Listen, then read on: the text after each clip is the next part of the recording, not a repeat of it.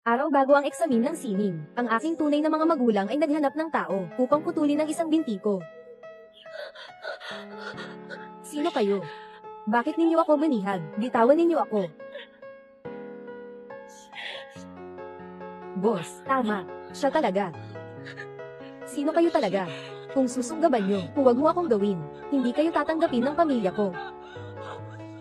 Alam kong ang tatay mo ay Mengkong ng Nancheng, Meng Weiwu. Ngunit, ang kailangan namin ay ang binti ng yumaong anak ng Meng ng Nancheng.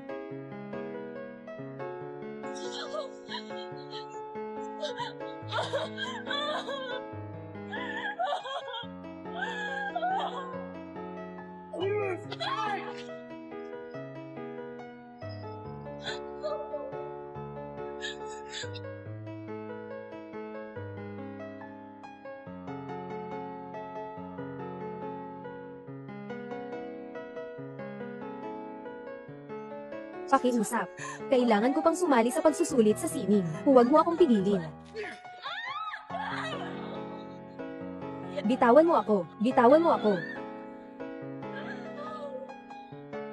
Kumukuha ng pera ng tao. Para sa kapakanan ng iba. Mahal na kapatid. Pasensya na.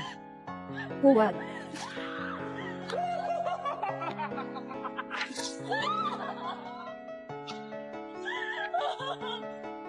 Pwede pa rin talagang lumaban. Ilapat mo siya dito. Huwag kang tanggapin sa akin. Ilisan mo ako. Magtiis ka. Huwaran kang hindi gumalaw. Huwag kang tanggapin. Mag-ingat ka. Huwag gagalaw. Bitawan mo ako. Huwag. Huwag.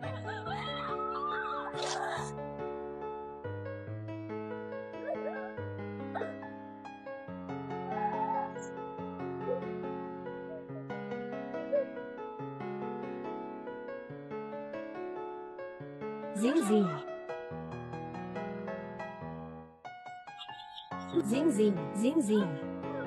Paano ka nasaktan ng ganito? Tao na, tao na. Tulungan niyo ang anak kong babae. Jeng jeng. Nanay. Sila ay sinira ang aking binti. Hindi na ako makakapagsayaw sa buong buhay ko. Yung dalawang yun. Siguradong papatawan ko sila ng parusa. Zing zing, zing zing. Tulong, may tao.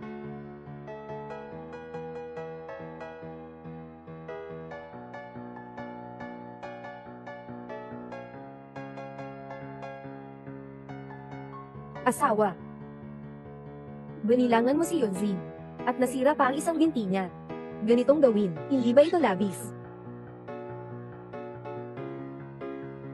Kung hindi ito gagawin, ang kapatid niya na si Zhao Zhao, kahit na sumali sa pagsusulit sa sining, hindi pa rin makakakuha ng alok sa mga pwesto sa Qingbei. Sobrang taas ng talento ni Yunzing. Huwag siyang sirain. Hindi siya may pagkakataon talaga. Pero para sa kanyang pagsusulit sa arte, napaghandaan niya ito ng matagal. Nilagyan mo ng balahibo ang kanyang mga binti, hindi ba't parang iniwan mo siyang mamatay? Bagaman si Zhao Jiao ay aming anak na inaabutang. Sensitibo ang kanyang katayuan. Maasahan lang. Tayo lang. Wala akong magawa rin, kaya ganito ang ginawa ko. Wala na tayong ibang magagawa. Ang pagsasayaw ay pangarap ni Zhao Zhao. Kailangan nating tulungan siyang makamit ito. Pero, nanay, ang pagdansa ay rin ang aking pangarap. Zeng zeng. Zeng zeng. Narinig kong gusto mo magdance, kaya binili kita ng mga ito ng nanay mo. Gusto mo ba? Salamat, nanay. Sana masarap naman ng aking anak. Basta't gusto mo. Susuportahan ka ng tatay mo. Akala ko ang kanilang pagmamahal ay pawang kasinungalingan. Jeng jeng. Magtiis ka ng isang taon pa, lalabas na ang resulta ng pagsusuri. Jeng jeng. Tignan mo, ang anak ko ay sobrang mahal na mahal. Bakit hindi pa dumadating ang doktor? Doktor, doktor. Sino ang pasyente na si Meng Yunjeng? Ako ang ama ni Meng Yunjeng. Hindi marunong ng Aleman ang anak ko. Ano man, sabihin mo sa akin. Hindi nila alam na marunong akong mag-Aleman. Maraming bali sa kanang binti ni MS, Meng. Kailangan ng agarang operasyon. May posibilidad pang gumaling. Ang galing. May pag-asa pa ang binti ko. Kung mabaigo ang operasyon, ano ang magiging resulta? Kung mabaigo ang operasyon, maaaring hindi na makatayo si Miss Meng habang buhay niya. Jeng jeng.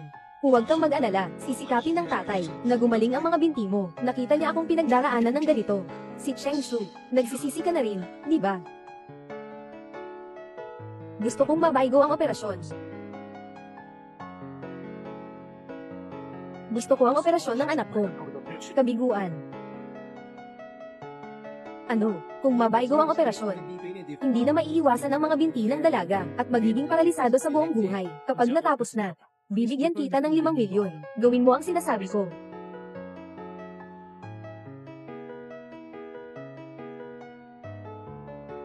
Jeng, agpahinga ka ng maayos. Pupunta ako at si Papa para sa mga papeles. Intayin mong matapos ang operasyon. Bakit? Iyempre ako ang inyo. Yunay na anak. Akit ganyan ang trato ninyo sa akin. Hindi na si Yunjeng makakapagsali sa pagsusulit para sa artista. Bakit ka pa kaya kumokondemna siya? Gustong-gusto ni Zhao Jiao na makapasok sa Tsinghua o Peking University. Pero ang Tsinghua at Peking ay nagbibigay lang ng halaga sa unang pwesto sa pagsusulit para sa artista. Kung hindi siya kumokondemna, saan nang gagana ang pagkakataon ni Zhao Jiao? Paano pa? Si Yunjeng ay anak ng pamilyang Meng. Kahit na siya'y may kapansanan, wala namang tumitingin sa kanya ng masama kapag si Zhao Jiao ay nakapasok sa Qingbei. Hanapin natin ang pagkakataon upang tulungan si Yunjeng. Hindi naman masama na ibigay ang karapatan sa pagmamana ng pamilyang Meng sa kanya. Sige na. Para kay Zhao Jiao. Kaya nga lang, si Yunjeng muna ang magdadalamhati. Mag-iingat ka, pahiram nawa niya. Sumusunod siya kay Yunjeng. Noong una kong sininunggaban siya, sinabi kong ang kanyang tiya ay isang magnanakaw ng tao. Siya at ang cute na bata na iyon, hindi ba't nagputol na ng ugnayan? Akala ko ay patuloy silang nandyan para sa akin. At ako. Dahil sa mga ganitong malupit na magulang, nasaktan ang nag-alaga at nagpalaki sa akin, ama. Jeng, saan ka pupunta? At nag-aalinlangan ka pang tanungin ako. Ikaw pala ay isang tao na nagbibiyahe ng bata. Zing. Makinig ka sa paliwanag ni tatay. Hindi ka tatay ko. Ikaw ay isang tao na nagdadala ng bata. Sabi ng magulang ko, ikaw mismo ang gumawa noon, na inagaw mo ako. Mula ngayon, putulin natin ang lahat ng ugnayan. Jeng. Tatay.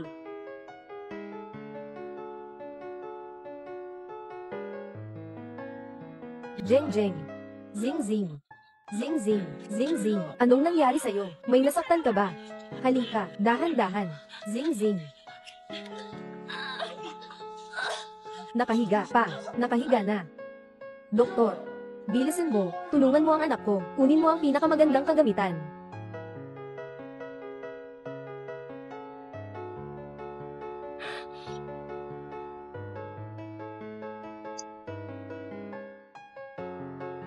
Doktor, kumusta? Kailangan ng operahan ang dalaga.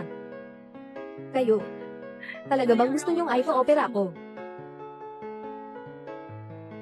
Jeng, ikaw ang anak ng tatay. Tatay, kahit na mawalan ng lahat, kailangan kong gamutin ang sakit mo. Jeng, huwag kang matakot. Kapag natapos na ang operasyon, mawawala na ito. Simula ngayon, kayo, hindi na magiging aking mga ina.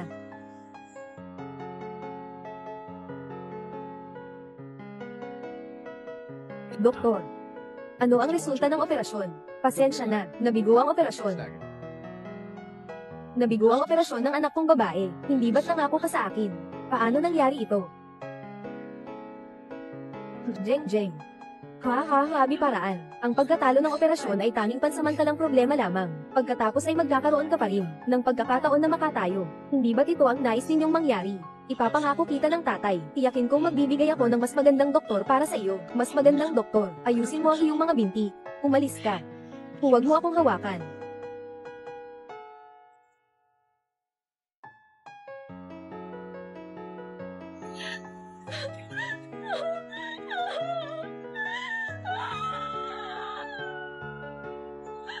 Huwag. Kahit na mawalan ng lahat si Papa, kailangan niyang gamutin ang iyong sakit. Jeng, huwag kang matakot. Pagkatapos ng operasyon, magiging maayos ka na. Gusto kong babaigo ang operasyon.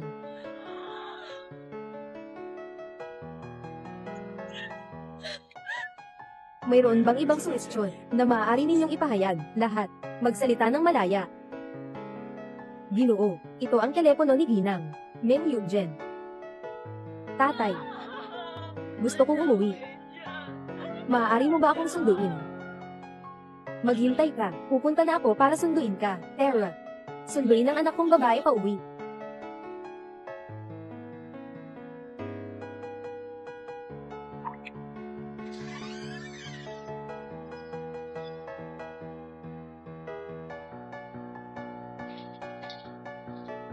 Anong ginagawa mo dito? Siyempre, pupunta ako para makita ka, ate. Narinig ko na nasira ang binti mo. Sayang naman talaga. Sa buong buhay mo, hindi ka na makakakanta pa ng sayaw. Anong gagawin natin ngayon? Nabasa na. Lumabas ka na. Huwag kang mag-alala, ate. May magandang balita pa ako na hindi ko pa nasasabi. Nakapasa na ako, ang huling ronda ng pagsusulit para sa pag-aartista. Maaring makakuha na ako ng isang bekiro para sa Universidad ng Tsinghua at Peking. Ngunit malungkot akong masasabi na, dahil may kapansanan ako, hindi ako makakapagsali sa pagsusulit para sa artista, kung hindi lang. Tama nga akong gusto sanayin. Sa iyong kakayahan, kapatid. Ngayon ay nakaupo ka na lang sa kwarto, na nakakaawa at nakatingin sa akin, na makuha ang una. Talagang nakakaawa nga. Siyempre gusto mong talunin ako, kaya tumaasa ka sa ganitong mababang paraan. Ano ang sinasabi mo? Ang pagkidnap na ito ay planado ng mga magulang ko. Nabalitaan nila na gusto mong mag-aral sa Qingbei. Natakot silang mawawala ang atensyon sa akin, kaya nila ginamit ang tao para manakit ng paa mo. Sa mata ng mga magulang ko, ako lang ang tanging anak na babae nila. Nais kong payo sa'yo, mas maaga mong ilabas ang posisyon ng malaking prinsesa ng Meng. Palayain mo na, dahil nakakaabala ka sa mata ko dito. Kung gusto mong kunin mo na. Hindi ako mapapalitan. Ikaw, dapat nagising na si Yunjeng. Ang anak na babae ng Meng na pamilya ay akin. Ang kota sa Qingbei ay akin din.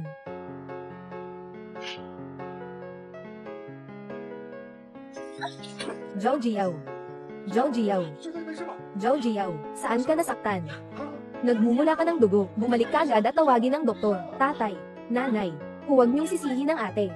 Alam ko na ang ate, ay hindi maganda ang pakiramdam. Hindi ko siya pagkakaitan ng pansin. Kahit na gusto niyang saksakin ako ng kutsilyo, o sirain ang mga binti ko, hindi ko siya sisisihin. Bakit mo sinaktan si Zhao Zhao? Alam ni mama na napilayan ka, hindi maganda ang pakiramdam niya, pero hindi mo pwedeng ilabas ang galit kay Zhao Zhao. Sa kanya, si Zhao Zhao ay kasalukuyang nasa audition, sobra ka na ngayon. Kailangan mong humingi ng tawad kay Zhao Zhao. Hindi ko ginawa ang mga bagay na iyon. Bakit kailangan kong magpatawad? Hindi mo naman ginawa. Nakakita ako ng lahat. Paano mo masasabi na hindi mo naman ginawa? Mag-umpisa ka na ng pagpapatawad. Hindi. Ikaw. Anak ng walang galang. Hindi na dapat akong umuwing-uwing. Parang humikayat ng doktor upang gamutin ang iyong binti. Gusto mo bang gamutin ang aking binti? O gusto mo bang gawing walang kahalagahan ang aking binti? Anong walang kwenta mong sinasabi? Ang mga salita ng iyong tatay ay halata ring walang kabuluhan. Sige na, tumayo ka muna. Gigi. Gigi, mabilis. Tumawag ka ng doktor. Gigi. Gigi. Zhao Jiao. Hindi ba ikaw ang pinakamayamot ng Maynila ng Cloud City? Huwag kang tumitigil sa daan. Baka may malaking tao dito sa ospital.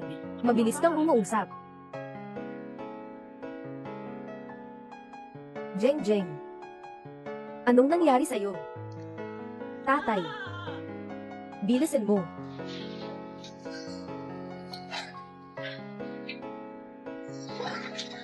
Anong nangyari sa binti mo? Paano ka inaalagaan ng mga Meng? Wala ba silang pakialam sa'yo? Hindi ba sila nagmamalasakit sa'yo, tatay? Nagkamali ako, patawad, anak. Hindi ko dapat nasaktan ang iyong damdamin. Mabait na anak. Hindi ka kailanman sinisi ni Itay. Huwag kang matakot. Narito na si Itay. Lahat ay magiging maayos. Bilis. Kumuha ka ng pinakamagaling na doktor. Dalhin mo siya sa akin. Oo. Walang silbi. Sirang-sira na ang mga binti ko. Hindi na ako makakapagsayaw uli. Hindi ka ba dapat sumali? Para sa pagsusulit sa sining ngayong taon ba? Ito, ano ba ang nangyayari? Gusto ko rin sumali sa pagsusulit sa sining, pero ang binti ko. Huwag kang mag-alala. Bibili ang tatay ng pinakamagaling na espesyalista. Siguradong gagaling ang binti mo. Mabait na anak. Tatay, tiyak na. Ibabalik kita sa entablado. Tatay.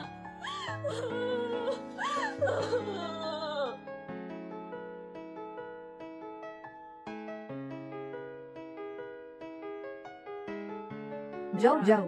Ang aling magpasok sa pag-aartista ngayon. Sandali, huwag kang mag-alala. Magpainuman ka. Ikaw ang pinakamahusay. Papa, Mama, Ate, sobrang sugatan siya. Bakit hindi na lang kayo ang makisama sa kanya? Okay lang ako dito mag-isa. Tingnan mo. Mas nauunawaan pa si Zhao Zhao. Nasa ganitong sitwasyon na, iniisip mo pa rin si ate. Magkakasya ka na, ang kaka sa ospital ay okay naman. Siya rin ay gustong makasama ng magulang ang iyo sa pagkuha ng unang pwesto sa artista, pero may gallows siya sa binti. Kaya kung hindi siya nasugatan, siguro talaga niya ito binabawi. Sigurado niyang kanya nito, masama ang kapalaran ng kapatid mong babae. Sa hinaharap, hindi na siya makakasayaw. Kaya, Jow, kailangan mong makuha ang unang pwesto sa pagsusulit sa sining, para matupad ang pangarap ng kapatid mong babae. Tay, nanay, huwag kayong mag-alala, gagawin ko ang lahat para sa ate, makuha ang pagkakataong ito. Laban lang. Tara. Nandito na ba ang mga examinees? Mag-uumpisa na ang pagsusulit sa alas 9. Ito, paano may kulang pang isang tao? Eksaminante si Ming Yunjeng, bilang 6. Bakit hindi pa siya dumarating? Guro. Nasagasaan ko ang nakababatang kapatid ko sa binti, hindi na ako makakarating ngayon. Qingbei, kagabi pa siyang tinawagan. Sabi niya, pupunta siya. Guro. Sigurado kang nagkamali ka, nasugatan ang binti ng anak ko. Ngayon ay nakaupo siya sa wheelchair. Paano siya makakapag-apply sa audition? Qingbei, tatawagan ko, kumpirmahin ko lang. Guro. Nasa ospital siya at naghihintay para sa operasyon. Huwag mo na siyang istorbohin. Oo nga, ako ang ama ni Meng Yunjin. Hindi ko ba alam ang sitwasyon? Ngayon ay eksaktong alas 9, ang ika-6 na kandidato, si Meng Yunjin, ay hindi nakarating sa oras. Ayon sa regulasyon, ito ay itinuturing na pag-actress. Ngayon ay nagsisimula ang pagsusulit para sa artista. Ang unang panalo sa pagsusulit para sa artista, ay akin na. Sandali lang.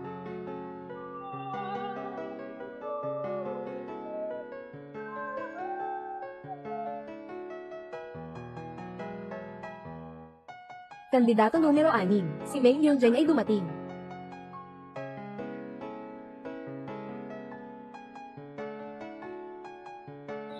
Yunjin, hindi ka ba nasa ospital? Bakit nandito ka na? Sino sila? Yunjin, hindi ka ba naman? Dalhin mo ang iyong kaibigan, para suportahan ang iyong bunso.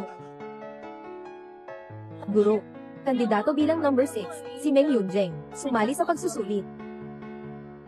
Yunjin, sira na ang mga binti mo, nakaupo ka pa rin sa wheelchair, paano ka pa ba sasali sa arts exam? Oo nga. Ikaw kasi, dapat ay magpahinga ka ng mabuti sa ospital. Bumili si tatay ng isang eksperto, na magpapagawa sa iyo ng operasyon. Bukas ay gagawin na ang operasyon mo, hire ang eksperto. Narito akong nais ipakita sa iyo, na wala na akong kakayahang gumamit ng aking mga binti. Yunzi, paano mo ako masasabi ito? Saan ang tatay mo? Ang nakaraang operasyon ay nabigo. Ito ay isang hindi inaasahang insidente. Hindi sinasadya ng doktor. Kung may sisihin, ang tatay mo. Sa pagkakataong ito, syempre maghahanap ang tatay ng mahusay na espesyalista para gumaling ang iyong binti. Classmate Yunjin. Bakit ka nakasakay sa wheelchair? Punong guro. Nasugatan ang binti ng anak ko. Hindi na siya makaka-attend ng art exam. Anong sabi? Inaasahan pa kasi namin sa aming paaralan na makakuha siya ng first place para mapagmalaki ang aming paaralan. Ano ang gagawin natin ngayon? Mag-alala po ang rektor. Maaari akong sumali sa pagsubok para sa sining. Ate, ngayon ay hindi ka pa kaya tumayo. Baka gusto mo sumayaw habang nasa wheelchair ka na. Nasa wheelchair. Paano pa kaya sumayaw? Yunzi, huwag kang magpahalaya. Magbalik ka na. Pangulong. Sa totoo lang, siya si Gigi ay may kakayahang kumuha ng unang pwesto at maging karangalan din para sa paaralan. Magandang idea, Gigi. Nasa iyo na ang lahat. Ginoong punong guro, hindi kita bibigwin. Nagsisimula na ang pagsusulit sa sining. Mangyaring maghanda ang lahat ng mag-aaral, pumunta sa entablado sa tamang pagkakasunod-sunod. Talagang sasali si Yunjin sa pagsusulit sa sining. Hindi ba seryoso ang kanyang paa? Pero nakikita ko siya, ganoon pa rin. Parang hindi naman siya nagkukunwari. Tumawag ka agad sa doktor. Tanungin mo kung ano talaga ang nangyari, kung ano ang kalagayan niya. Doktor, sigurado ka ba na ang hita ng anak ko, hindi na muling makakatayo kailanman? Pugad. Doktor, sigurado ka bang hindi na matatayo ang legs ng anak ko, sa hinahapong buhay? Pati ano, ang ginhawa ni siya Miss Meng Yunjin, 3 beses na akong bumangon. Ano sabi ng doktor? Pati ano ka? Sa pagsusulit para sa pagkadalubhasa ng artista, sigurado kong una si Zhao Jiao. Oo. Simulan na natin.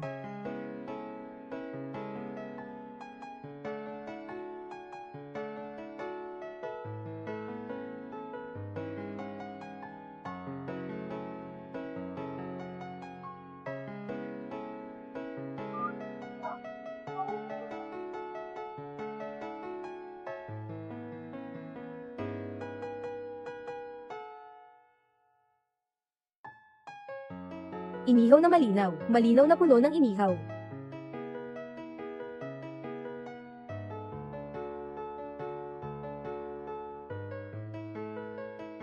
Sige.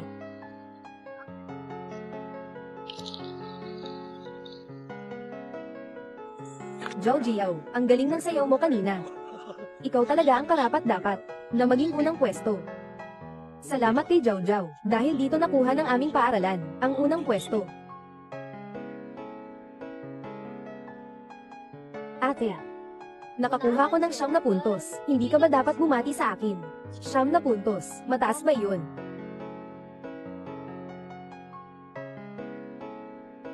Ikaw, inutil. Hindi ka nga makatayo. May lakas ka pang magyabang dito. Sino ang nagsabi sa iyo na inutil ako? Yunzi, takbo na natin sa katotohanan. Kapag gumaling na, susundin na natin ang pagsusulit ng artista next year. Oo ba? Hindi. Tatay. Dahil gusto ng ate na sumali sa pagsusulit sa sining, kaya ibibigay ko na lang ang nag-iisang slot na nakareserba para sa akin. Yunjeng. Simula nang mabalian ka ng binti, si Zhao Jiao ay palaging nag-aangkop sa iyo, pero ikaw, bilang nakatatandang kapatid ay lumala pa, pumunta ka pa sa lugar ng audition, panggugulo. Sobrang nabigo ako sa iyo, Yunzi. Bakit ka ganito? Bakit kailangan pang makipag-away kay Zhao Jiao? Pareho na tayong may kapansanan. Hindi nga tayong makatayong mag-isa. Paano ka makakapag-exam? Kailangan bang makatayong ako? Bago mo ako payagang sumali sa audition, syempre naman. Kung makakatayo ka, pwede ka nang mag-exam, pero ikaw, hindi ka talaga makakatayo. Gusto kong mabaygo ang operasyon. Tatay, tiyak na papayagan ka niya. Muling tumayo sa entablado.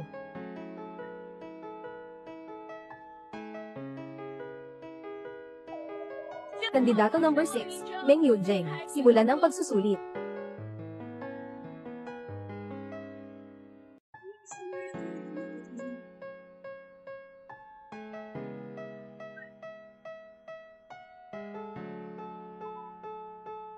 Hindi ba siya ay incapacitated na? Paano pa kaya siya makakapagsayaw? Nakikita kong sumasayaw siya. Mas maganda pa kaysa dati. Sa pagkakataong ito, siya ang unang. Tila siya na nga.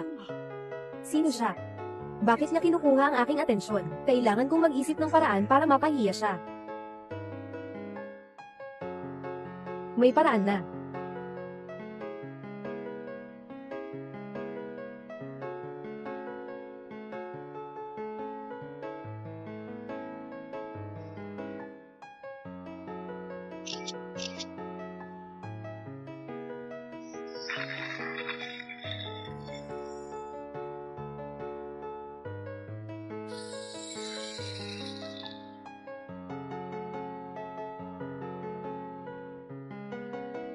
Nakakainis, halos magawa na mapahiya ang taong ito. Sige. Sige. Sertipiko ng hurado, talagang kamangha-mangha, bawat galaw, ay sobrang akma, eksamen sa sining, ang prompto performance, hand certificate, more than worthy of perfection. Jingbei, binibigay ko ang 10, ako rin ay 10. Sige. Si Dinang, Meng Yunjeng, ay nakakuha ng perpektong marka. Ito ang kauna-unahang pagkakataon sa kasaysayan ng entrance exam sa art ng buong bansa na nakakuha ng perfect score. Si Ginoong Meng Yunjeng, ikaw ay nagpasikat sa aming paaralan ng buong karangalan. Binabati kita, Binibini, sa pagiging top scorer. Salamat. Binibini, ang saka niya ni Meng Zhao Jiao, pinuto ng kwintas para makasama kayo. Ni-record ko po ang lahat ng nangyari. Ano ang plano mo para mapawi ito? Puntahan mo ang labo at ilimbag ang imahe. Meng Yunjeng, kailan ka gumaling sa iyong binti? Nabawi na. Bakit hindi mo ito sinabi sa akin? Bakit? Nakita mo bang hindi na ako nakasakay sa wheelchair? Parang hindi kayo masaya. Ikaw. Paano mo naisip iyon? Tatay, natuwa ako na gumaling na ang iyong binti. Paano hindi ba ako magiging masaya? Oo. Sana ng iyong tatay. Pareho kaming umaasang gumaling ka. Meng Kai Yunjeng, kaibigan. Binabati kita sa iyong perfect score. Talagang karapat dapat ka dito. Unang pwesto. Binabati kita. Salamat, punong guro. Bakit hindi ka nagsasalita? Nakita mong nakuha ko ang scholarship. Hindi ka ba masaya para sa akin? Mukhang maganda ang paggaling ng ate. Kahit na pinutol ng mga kidnapper ang kanyang binti, wala namang masyadong epekto. Narinig ko noong nakaraang 2 araw, na nakidnap si Meng Yunjeng, 1 laban sa 3, sobrang saya niya sa mga kidnapper. Hindi ganun. Ang kapatid ko, para sa pagsusulit sa sining na ito, napakahirap ng kanyang pinagdaraanan. Bagamat may mga pagkakamali ngayon, dapat lang na makuha niya ang pinakamataas na marka. Ito ay nararapat. Kakaiba ang kanyang nangyari, na malaking pagkakamali, pero nakakuha pa rin siya ng pinakamataas na marka. Sa tingin ko, siya ay nagsusumikap na makuha ang mga taga-suri, sertipiko ng hurado. Oo nga, hindi ito patas. Sertipiko ng hurado. Bakit siya ang dapat manalo ng una? Dapat siyang umatras. Umatras. Umatras. Umatras. Guro, bakit mo binigyan ng perfect score si Meng Yunjen? Tama. Gaano karaming benepisyo ang tinanggap mo mula sa kanya? Tiyak na may katiwalian. Hindi ako tatanggap sa resulta ng arts exam na ito. Ang patas at makatarungang arts exam. Walang katiwalian. Guro, huwag mo nang protektahan ng anak ko. Kasalanan ko lahat. Pinagawa ko sa kanya ang pagbili ng mga hurado. Sinasabi na binili ko ang mga hurado. May ebidensya ka ba? Aaminin na ng tatay mo. Bakit nagmamalinis ka pa? Ikaw ang nangunguna. Ninakaw mo ang kapatid na si Zhao Zhao. Ate. Sa puntong ito, aminin mo na. Huwag mo nang ipahiya si Papa. Zhao Zhao, ayos ka lang ba? Meng Yunjeng, anong ginagawa mo? Gusto ko rin itanong. Nang si Meng Zhao Zhao, habang ako ay sumasayaw, dinadala niya ang mga bagay na ito sa entablado. Ano ba ang gusto niyang gawin? Si Meng Yunjing ay nadapa sa perlas. Habang kumikislap lang, halos siyang madulas. Bakit may perlas sa stage? Pwede bang, tama bang gawa ni Meng Zhao Jiao yan? Ate. Kahit hindi mo isinasaya, binayaran mo ang mga maniningil ng puntos. Ngunit hindi ka rin dapat. Dahan-dahan akong pinakawalan. Agad kang humingi ng tawad kay Zhao Zhao. Sabihin mong nagkamali ka sa kanya. Yunzi, sobra ka na sa pagkakataong ito. Agad kang humingi ng tawad. Humingi ng tawad. Karapat dapat din siya. Ikaw. Wala kang ebidensya na nag-aakusa sa kapatid mong babae. May karapatan ka pa bang magreklamo? Sino ang nagsabing wala akong ebidensya? Yunzi. Sino ang nagsabing wala akong ebidensya? Ate. Alam kong ayaw mo sa akin. Kung ganoon na nga, mag-withdraw na lang ako sa examination. Pang-judge, ito ang ipagkaloob ko na lang kay ate. Hindi pwede. GG, para sa examination na ito, naglaan ka ng napakaraming pagsisikap. Ngayon, makakakuha ka na ng una. Matiyak ang pagpasok sa Tsinghua at Peking. Paano mo masasabing aalis ka? Tama.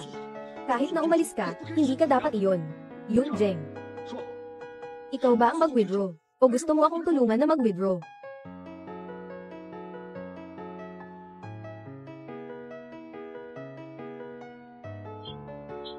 Ang dapat mag-withdraw ay siya. Tingnan mo, ito ang perlas ni Meng Zhao Jiao.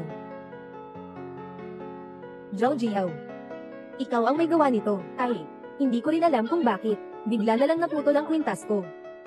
Sertipiko ng hurado. Sertipiko ng hukom. Meng Zhao Jiao. Sertipiko ng hukom. Na walang bisa ang iyong mga resulta sa pagsusulit. Bakit? Nang himasok ka sa pagsusuri, nang butbot ng mga hukom ang mga estudyante, malubhang nakaapekto na, mga patakaran sa pagsusulit, mga hukom. Sa loob ng isang taon, hindi makakapag-eksamen muli. Guro.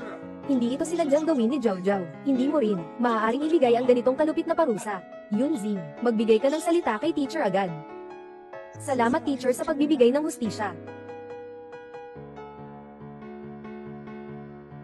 Ang mag-aaral na si Yunzi, nagbibigay ng pagpapahalaga sa iyo. Sa pagkakataong ito, pinangalanan kang tanging kandidato para sa pag-aaliwala sa Universidad ng Tsinghua at Peking.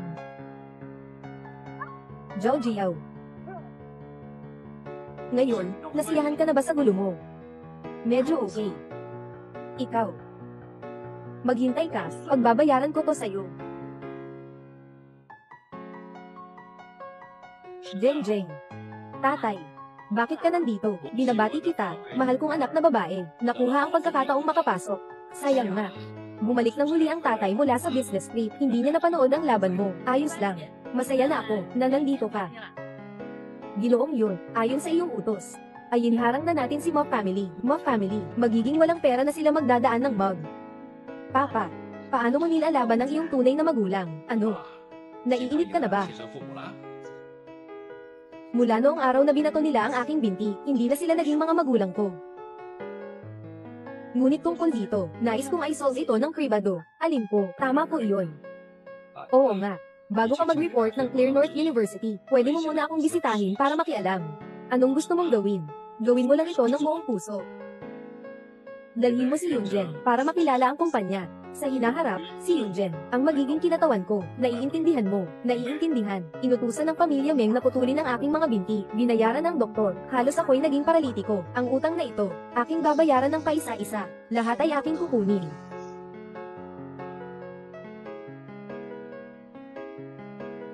Jojo. 2 araw ka nang walang kinakain. Mama, pakiusap na, lumabas ka na kumain. Kumusta? Si Jojo, kumain na ba? Pagkatapos ng audition, wala pang nakain kahit laway. Kasalanan ito ni Yunjin. Dahil pumunta siya sa audition, ano bang gulo ang ginawa mo? Nawalan tuloy si Jojo ng mga marka. Kung hindi, siguradong kay Jojo ang unang pwesto. Hindi ba't sinabi ng doktor, na sirang-sira na ang ginti ni Yunjin? Bakit bigla na lang siyang gumaling? Baka may ibang tao, tumulong ka sa kanya ng lihim. Isa lang siyang probinsyana, babaeng galing sa probinsya, maliban sa pamilya namin. Meng, sino pa ang tutulong sa kanya? Sa tingin ko, yun lang yung doktor na walang kayang gawin. Hindi niya siya tuloy-tuloy na desibilitado, kaya naging may sayang siya. Anong gagawin natin ngayon? Wala na kayang pribilehiyo si Gigi, hindi na siya makakarating sa paaralan. Siguradong hindi na siya makakayanan. Ngayon kunin mo ang babaeng ito pabalik. Paalisin mo siya, na ibigay ang slot sa pagsusulit kay Jojo. May kailangan ba kayo sa akin? Alam mo pang bumalik ka. Ikaw. Yunzi. Shera. Pumunta ka at humingi ng tawad kay Jojo. Ibigay mo ang iyong slot sa kanya. Bakit naman? Bakit naman? Kung hindi dahil sa pagbabayad mo sa mga hurado, mawawala ba ang mga marka ni Jojo? Mawawala ba ang mga ito? Wala na siyang kinakain sa loob ng 2 araw. Kung hindi mo ibibigay ang pagkakataon sa kanya, gusto mo bang ipasakit siya? Kung mamatay siya o hindi, ano bang pakialam ko? Bobo! Kung hindi mo pakialaman, ang buhay ng kapatid mo. Huwag kang magalit kung hindi ako magpakita ng bait sa iyo. Ako ay nag-iisang anak, saan ako magkakaroon ng kapatid na babae? Ikaw. Lau Meng, mag-usap tayo ng maayos. Sige. Ganyan na siya. Maaari ba akong makipag-usap ng maayos? Ayos lang. Yunjing huwag ka nang makipagtalo sa tatay mo. Ibigay mo ang iyong slot sa pag-aaral. Kay Zhao Jiao, okay lang ba? Hindi. Bakit ka pa nagkaroon ng isang anak na ganito, na makasarili? Kung ganoon, huwag mong isilang. Ako bilang iyong anak na babae. Ikaw. Umuwi ka na. Sige na, sige na. Yunzi. Saan ka pupunta? Mula ngayon, wala na akong koneksyon sa pamilya Meng. Yunjing. Paalisin mo siya. Nagawa namin ito ng mabuti, para dalhin ka mula sa probinsya. Pinagsisilbihan ka ng masarap at naghanap pa ng tao para gamutin ang iyong binti. Pero ikaw, ayos lang. Sinabi nilang wala silang ipinanganak sa iyo. Oo na nga. Narito ko namang tingnan. Umalis ka na sa pamilyang Meng. Anong mangyayari sa iyo? Gusto kong makita rin. Anong mangyayari sa inyo? Ikaw. Ganap na sirain ang pamilya Meng. Gusto kong makita mismo sila. Oo.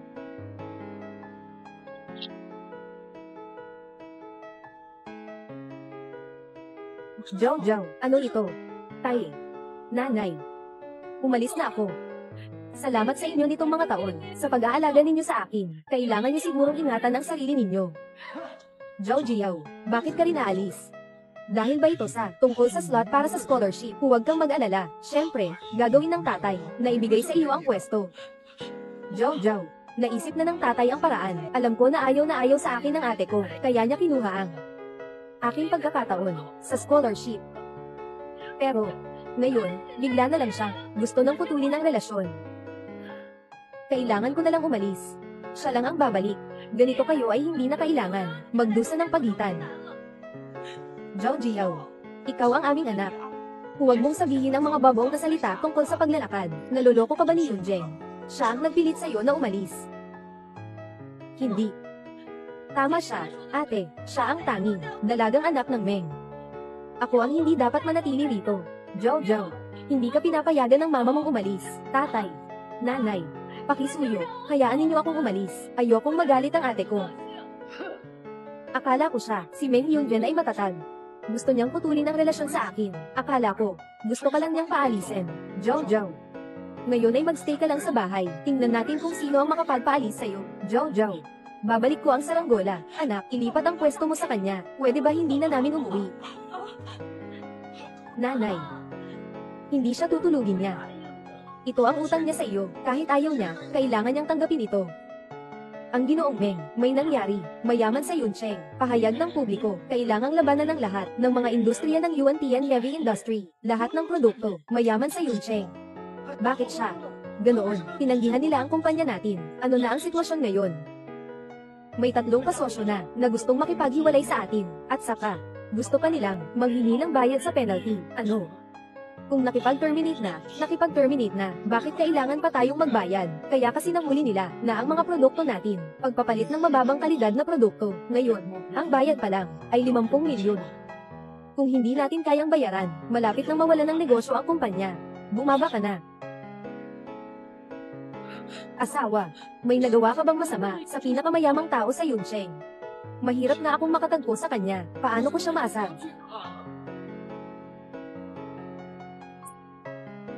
Tatay, narinig ko, isa rin daw ang anak ng may-ari ng negosyo. Baka dahil sa ang balita tungkol kay na binayaran ng kapatid niya ang mga tagapagsusuri. Siguro ganoon talaga. Siya ang masama. Magagalit siya kapag nakita niya ako. Hindi pwede. Pupunta na ako ngayon para hanapin ang mayaman. Ipapaliwanag ko ng harapan. Tay, sasamahan kita. Jishi. Kababayan, tunay na natin kailangan siya ngayon. Mayroon po kaming totoong emergency. Huwag pumasok kung walang appointment. Ito.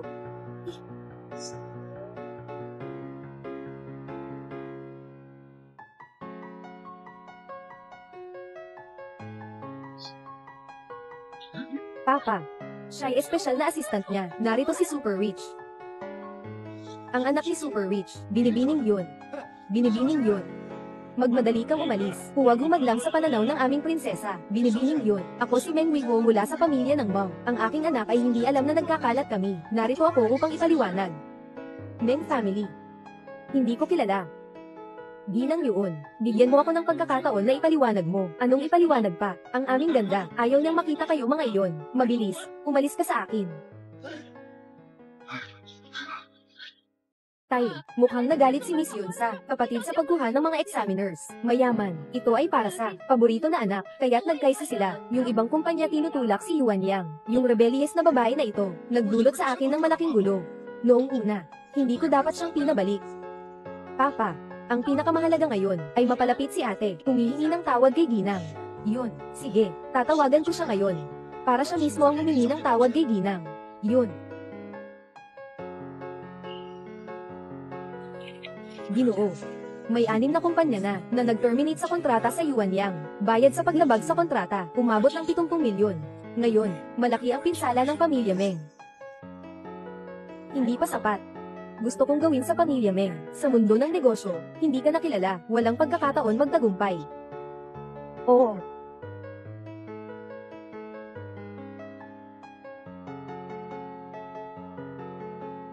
Mahinhin si Meng Yunjeng. Nasaan ka na ngayon? Ang tatay ay pupunta para kunin ka. Mukhang si Ginoong Meng ay nagkakaroon ng demensya. Nakalimutan na niyang naghiwalay na tayo. Kababawan, ang dugo na dumadaloy sa iyo ay dugo ko. Paano mo ba matatapos ang lahat ng ito, ate? Kahit na siyang pumatay sa pinakamayamot na magnate, napilitan silang matakot sa kumpanya ni Meng. Pero hindi si Daddy magiging galit sa'yo. Huwag na nating gawin ang temper mo kay Daddy. Maganda pa rin bumalik ka na.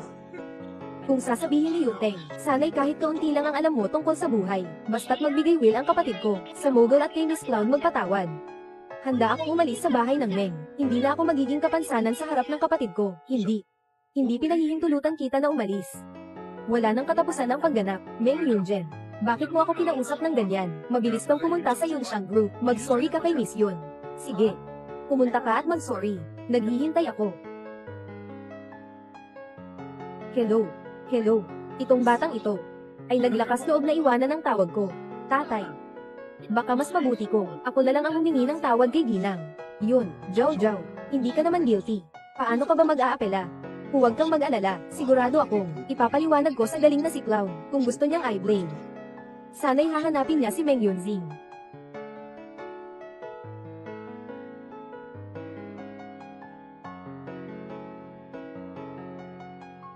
Prinsesa. Ang pamilya ni Ginoong Meng ay nagpapakita ng tiyaga upang makita siya. Sinasabi nilang kailangan nilang magpaumanhin. Papasukin sila. Oo.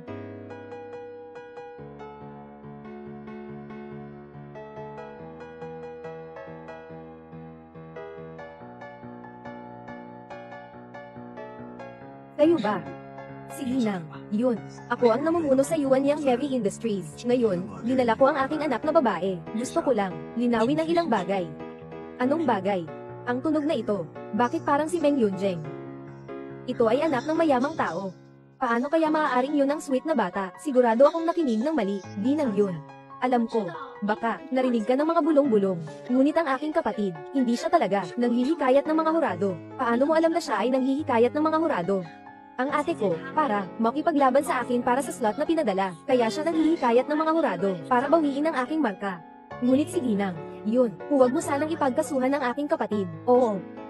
Sa akin lang naman ang kasalanan dahil hindi ko siya napagbigyan. Siya ang nag-utos ng ganyan na kawawa. Pinagsikapan ko siyang dumating dito upang magpaumanin, pero siya, hindi ka talaga tinitingnan, inilagay sa mata. Para siyang isang kontrabida na babae. Ginang, yun, paano mo gustong ayusin? Ayusin mo lang. Sasabihin ko na, wala siyang ganitong anak. Ayos.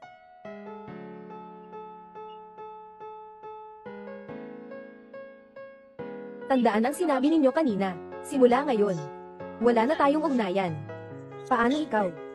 Ikaw ba ang anak ng mayaman, na minamahal, ginoong yun? Hindi ba? Ikaw ang paborito ng pinakamayaman. Imposible. Paborito ng pinakamayaman si Ginang. Yun, nakatira siya sa kastilyong nagkakahalaga ng bilyon. Lumaki ang kapatid na babae sa bukirin mula pagkabata. Simple lang ang bahay na tinitirhan niya. Paano siya magiging miss yun lang? Kaya ba siyang nandito? Sigurado, siya ay pumasok ng hindi napapansin, sa opisina ni Miss Yun. Kuya, pinapalitan mo si Miss Yun. Hindi ka ba natatakot na malaman niya? Yun, Jeng. Paano mo magagawang magpanggap na si Ginang? Yun, alam mo ba? Nasira mo ang negosyo namin, Meng, at lahat ng industriya ay tinutulan. Lumabas na, sumama ka sa tatay mo para humingi ng tawad kay Ginang. Yun, tutulungan ka ng tatay mo na humingi ng tawad. Siguradong hindi ka pagsasabihan ni Ginang. Yun. Kaya bibigyan din kita ng pagkakataon. Humingi ka ng tawad at aminin ang pagkakamali mo. Kung dahil sa'yo na ipanganak ako, magpakatino ka naman. Pinapaatras mo pa ako sa pagpapaliwanag. Anak. Simula nung kinuha ka ni tatay pabalik, binigay niya ang lahat ng magaganda sa'yo. Hindi ka naman pinagsisisihan ni tatay. Bakit mo siya ganoon kaming minumura? Walang masasabi doon. Lumabas ka na, Yun Zing. Ang tatay mo ay naninindigan sa iyo. Paano mo ba hindi maintindihan? Nagsasabi akong umalis kayo. Ginoo. Tulong Lily. Hindi sinasadya ng kapatid kong babae na magpanggap bilang ginoo yun. Kamakalunan natin siya at ilalayas natin. Huwag mo nang pangpaganaan ang galit niya. Yun Zing. Magbigay kang paumanhin kay Ginhawa. Patawarin mo kami. Sige, huwag mong paganahin ang galit ng aming prinsesa. Bihira ka bang makapagpakatao? Ginoo at Ginang. Ikaw talaga ang anak ng pinakamayaman, malaking pamilya. Ginoo at Ginang, ayos ka lang ba? Ate, baka naman ikaw ay nang aakit kay Assistant Ling para tulungan kang magpanggap bilang MS, yun. Sa murang edad, natutunan mo nang makipaglandian sa matatandang lalaki, di ba? Sinasabi ko lang ba sa'yo ganito? Tinuturuan kita, turuan mo ako. Anong tinuro mo sa akin? Turuan mo ako magsinungaling. Turo mo pa rin ako, pakitang ibig, ibang labas. Turo mo pa rin ako, para lang makamit ang sariling layunin. Wala kang pinipili ang paraan. Ikaw, anong sinabi mo? Sinabi mo bang alam ko? Yun, Jeng. Ginagawa ito ng papa, para sa ikabubuti mo. Basta't handa kang makipag-usap kay Ginang. Yun, basta't kaya mo, ipasaang slot na iyon kay Zhao Jiao. Papayagan ka ng papa na bumalik, magpatuloy ka, ang panganay na anak na babae ng pamilyang Meng. Ang panganay na anak na babae ng pamilyang Meng, hindi ako interesado. Mas maganda kung ipasa mo na lang sa iyong alagang anak na babae, Meng Yunjeng. Huwag mong hindi pahalagahan ang magandang bagay, ang ingay. Akyat. Ilisan mo ako. Wala kang makakayari, hindi mo kaya. Si Mr. Rich Guy at Miss Cloud, hindi pa rin nila ako pinapatawad. Ahente Lee, naging tulong mo ba sa kanya na siyang ipinaasa bilang ginyo? Anong ibig sabihin mo? Di ba natatakot kayong lahat na malaman ito ni Millionaire? Hindi niya kayo papayagan. Ilagay natin sila sa labas. Huwag na ninyong pumunta sa gilid ng Yunxiang Group. Oo. Bitawan mo ako. Bitawan mo ako. Gagawin ko. Lubos na mawala ang pamilya Meng. Walang natitirang bakas. Naiintindihan.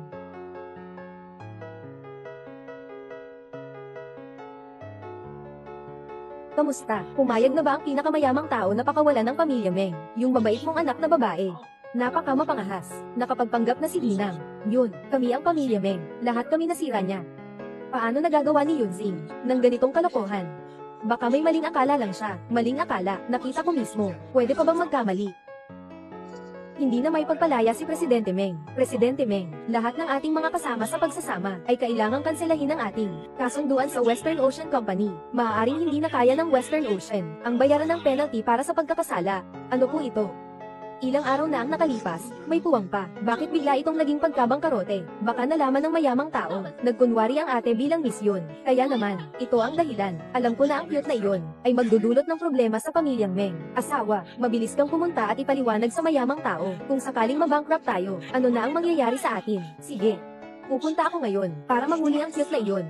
Kahit na ito'y isang kidnapping, kailangan din siyang ihandog sa harap ni Ginang. Yun para humingi ng tawad. Tay. Ate, siya ngayon ay paborito ni Assistant Lee. Kung pupunta ka ngayon, natatakot ako na baka gumawa siya ng anuman na makakapinsala sa'yo. Tsa. Isa lang siyang cute na probinsyana. Si Assistant Lee, nilalaro-laro lang siya. Pagkalipas ng ilang araw, iiwan din siya. Tama. Sa mga susunod na araw, magsasagawa ba ng investment conference ang pinakamayaman? Siya, ang pinakamayamot ngayon, ay espesyal na tagapagsalita sa pagpaplano ng negosyo. Oo. Subukan nating makakuha ng imbitasyon. Kailangan kong makipagkita kay ang pinakamayamot. Kung susumpain niya ako, patawarin niya ako, mga problema ni Meng Yunjen. Kapag hindi na siya makapagpatuloy, babalik siya sa akin. Noong panahong iyon, papalitan ko siya ng kota.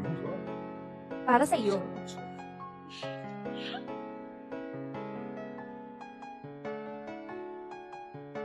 Binibini. Nahuli na ng mga pulis ang mga batang ligaw na may kasalanan sa iyo. Ang lahat ng ito ay utos ng pamilya Meng. Anong mga galaw ng pamilya Meng kamakailan? Mayroong isang pagpupulong para sa pangangalap ng puhunan ngayong gabi. Pupunta rin ang pamilya Meng. Nais magbalik ang malapit na pagkabagsak. Maghanda ka na. Sasali rin ako. Samantalahan mo ring i-bondage ang tatlong kidnapper din. Ang 6 na hiwa na ito, dapat na itong matapos. Oo.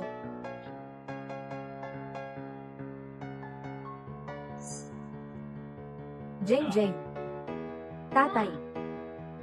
Ulong ng pangangalap ng puhunan tuwing katapusan ng linggo. Ikaw na lang ang pumunta para sa akin. Paano mo nalaman? Gusto kong pumunta sa investment forum. Basta gusto mong pumunta, ayos lang. Pagdating ng panahon, ipakikilala ko sa iyo ang isang tao. Anong tao? Bumalik na ang iyong fiancé sa bansa. Sumali rin siya sa investment conference. Kinasal. Tatay. Hindi pa nga ako nakapagtapos ng kolehiyo. Bakit ako makikipagkita sa kinasal? Subukan mo munang makipagkita. Kung magugustuhan mo, maaari kayong magpa-engagement muna. Pagkatapos ay magpakasal kayo kapag natapos mo lang iyong pag-aaral sa kolehiyo. Magpakasal na kayo. Bigla kong napagtanto. May bagay pang ibigay pa ako. Tatay, paboraitan ko na pong umuwi. Sige na yan ng bata.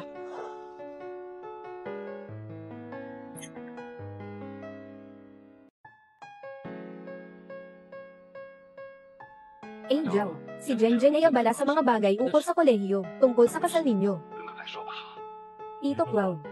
Huwag mong pilitin si Jeng. Hayaan natin itong mangyari ng natural. Sige. Naiintindihan ko na. Ayos. Ikalawang Ginoo, hindi na po kayo pupunta sa investment forum. Sino ang nagsabing hindi ako pupunta? Bumalik ako sa bansa. Para lang makita ang aking mahal na kasintahan. Inaasahan ko ang pagtitipong ito.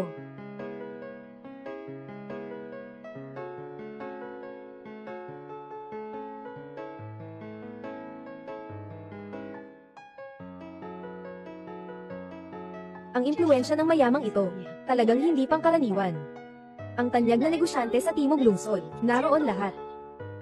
Pwede siguro siyang malaman na may isang pagkakalito tayo. Pwede rin, mabigyan kami ng puhunan sa Overseas Heavy Industries bilang kabayaran. Tama. Pwede siguro kung makakuha kami ng puhunan mula sa pinakamayamang negosyante. Ang aming kumpanya ay maliligtas na talaga. Nang panahong iyon, kung sakaling si Shufu ay magalit kay iyong kapatid, huwag kang maging mahinhin. Mahalaga na panatilihin ang kumpanya. Yunzi, nasa probinsya, masyadong matagal na. Kailangan lang makaranas ng hirap upang maramdaman ang kabutihan natin sa kanya.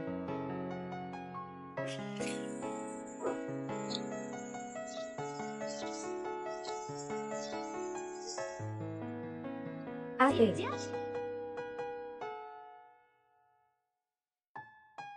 Paano ka nandito? Heto hindi ka pwedeng, buwang ulo. Magpasya kang umalis, Yunzi.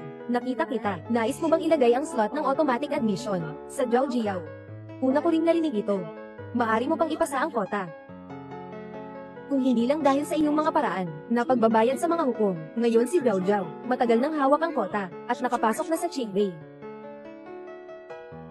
Tatay, mas mabuti pang huwag na lang. Ayaw kong maging sanay ang kakaatawan ni ate. Hindi pwede, ikaw ang pupunta sa Qingbei. Hindi pwede, papasok ka sa Tsinghua at Peking. Lagi itong pangarap mo, kailangan ng tatay. Tulungan kang makamit ang pangarap na ito. Sabihin mo, itong alok sa iyo, ay ikaw ang nagbigay. Hayaan mong tulungan kita, sigurado ka bang gusto mong ipasa sa akin ang pwesto? Sige, sang-ayon ako sa iyo. Mabuti na lang at naisip mo na. Ang pwestong ito, ay talagang kay Zhao Zhao. Ngayon ay sa kanya na rin. Nasa tamang may-ari na ito. Ginoong Meng, gusto mong agawin ang aking slot sa scholarship para sa iyong ampon. Bawasan mo ang ingay. Anong sinabi mo? Ginawa mong hostage ako para sa slot at sinaktan mo pa ang aking binti. Si Lolo Meng, hindi ka makapaniwala na naghanap ka ng tao para putulin ang binti ng anak mong babae, Yun Zheng. Pero siya ay iyong tunay na anak. Paano mo nagagawa ang ganitong bagay? Hindi. Siya ang aking anak na babae. Mahal ko siya. Wala pang oras. Paano ko magagawa ang bagay na makasira sa kanyang mga binti, Yun Zheng? Kung meron, huwag kang magsalita ng ganyan. Sinasabi ko lang ang totoo. Ikaw, ate, kung gusto mo talaga ang pwesto sa scholarship na ito, hindi na ako makikipag-agawan sa iyo. Bakit mo sinisiraan si Papa? Oo, Yun Zheng, nakidnap ka at nabali ang binti mo. Ang iyong ama ay naghahanap pa ng doktor para gamutin ang binti mo. Kung hindi, paano ka ngayon? Nakatayo rito ng maayos. Ano ang ibig mong sabihin? Nakatayo ako dito. Siya ang naghanap ng doktor. Yun Zing, hindi mo maniniwala ang si tatay. Ang naghanap ng doktor ay walang problema. Kahit sino man ang naghanap ng doktor, basta mabuti lang ang iyong kalagayan. Sa hinaharap, kailangan mong makinig. Huwag kang basta-basta alis at umalis ng bahay, tay at nanay. Sobrang nag-aalala para sa iyo. Huwag mo nang ipakita yan, talagang nakakainis. Ang tatay mo ay naghanap ng doktor para sa iyo. Kung hindi ka magpapasalamat, okay lang. Bakit ka pa magdududa sa kanya, na naipit ang binti mo? Mas nakakainis pa, ay ikaw mismo, na nakipag-away sa sariling ama. Sige na, huwag mong sabihin yan tungkol kay Yun Zheng. Lahat ng kasalanan ay sa akin. May mga opinyon siya sa akin. Dapat lang iyon. Lao Meng, kung palagi mong pinapabayaan ang anak mo, ano ang magiging trato niya sa iyo? Ganun talaga, tulad ng isang puting mata ng lobo. Akala mo ba?